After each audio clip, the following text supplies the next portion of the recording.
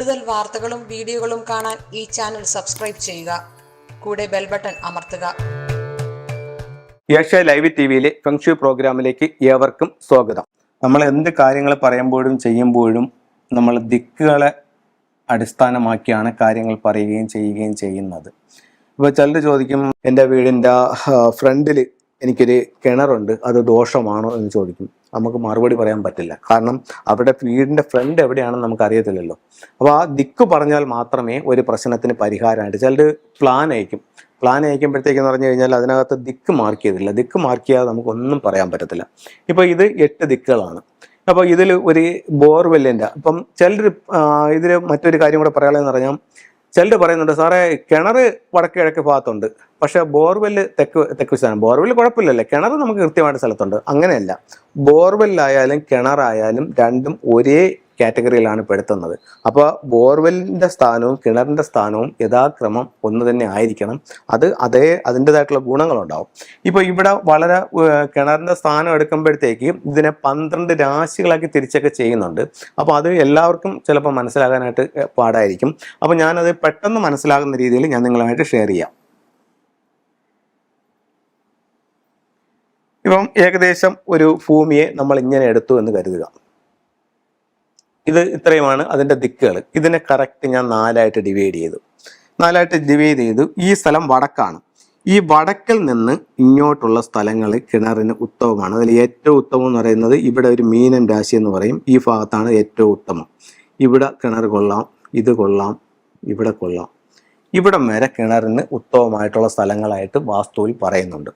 അത് കഴിഞ്ഞിട്ട് ഇത് ഇവിടം വരെ എന്ന് പറഞ്ഞാൽ എവിടെയാണ്?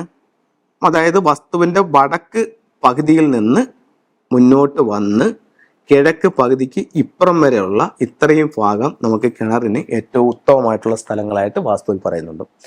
അപ്പോൾ ഇങ്ങോട്ട് വരുമ്പോൾ ഈ ഭാഗത്തിന് കിണർ കൊള്ളില്ല, ഇവിടെ കൊള്ളത്തില്ല, ഇവിടെ എങ്ങും കിണറിന് നല്ല സ്ഥലങ്ങളല്ല. ഇപ്പോൾ ഇവർ പറഞ്ഞാക്കുന്ന ബോർവെൽ എന്ന് പറയുന്നത് ഈ ഭാഗത്താണ്. അപ്പം ഇതിനെന്ത് ചെയ്യാൻ പറ്റുമെന്നാണ് ഇവർ ചോദിക്കുന്നത്. ബോർവെല്ല് തെക്ക് വശത്തുണ്ട്, അതുകൊണ്ട് എന്തെങ്കിലും ദോഷമുണ്ടോ, അത് എന്താണ് പരിഹാരം എന്നുള്ള. അപ്പം ഒരു വസ്തുവിനെ സംബന്ധിച്ചിടത്തോളം തെക്ക് സൈഡും പടിഞ്ഞാറ് സൈഡും ഉയർന്ന് വടക്ക് സൈഡും കിഴക്ക് സൈഡും താന്നിരിക്കുക എന്നുള്ളതാണ് പറയുന്നത്.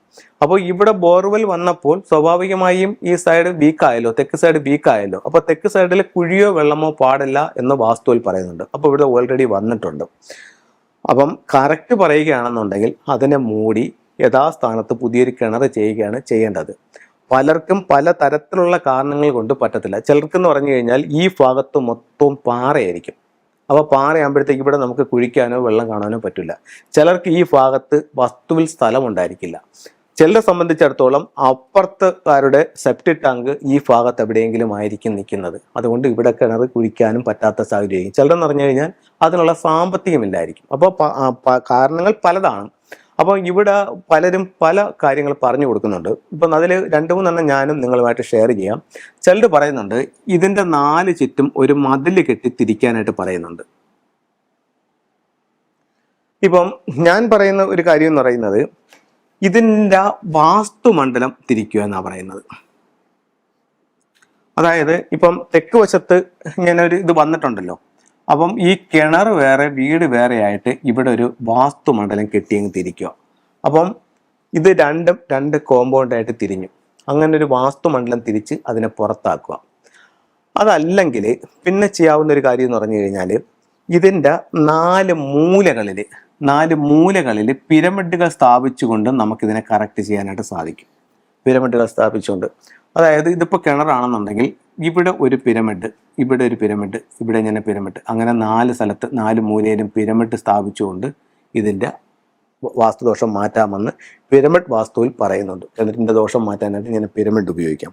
അപ്പോൾ ഇത്തരം കാര്യങ്ങൾ ചെയ്യുക. ഇനി ഫെങ്ഷുയിലേക്ക് പോവുകയാണെന്നുണ്ടെങ്കിൽ നമുക്ക് ചെയ്യാവുന്ന മറ്റൊരു കാര്യം എന്ന് പറയുന്നത്, ഇപ്പം ഇത് ഏത് ദിക്കാണ്? സൗത്ത് ആണ്. അപ്പോൾ സൗത്തിൽ വരുന്ന എലമെന്റ് ഏതാണ്? സൗത്തിൽ വരുന്ന എലമെന്റ് എന്ന് പറയുന്നത് ഫയർ എലമെന്റ് ആണ്. അപ്പോൾ ഇവിടെ ഫയർ എലമെന്റ് വീക്കായപ്പോഴത്തേക്കും നമുക്ക് ഈ ഭാഗത്ത് ഒരു റെഡ് ലൈറ്റ് ഇടുന്നതും ഒരു നല്ല ഫലം തരാനുള്ള സാധ്യതയുണ്ട്. കാരണം എന്ന് പറഞ്ഞു കഴിഞ്ഞാൽ ഇവിടുത്തെ ആ വീക്കായിപ്പോയ ഫയർ എലമെന്റിനെ നമ്മളൊന്ന് ആക്ടിവേറ്റ് ചെയ്ത് കൊടുക്കുകയാണ്. അപ്പോൾ അവിടെ നമുക്ക് അങ്ങനെ ചെയ്തുകൊണ്ടും അത് ചെയ്യാവുന്നതാണ്.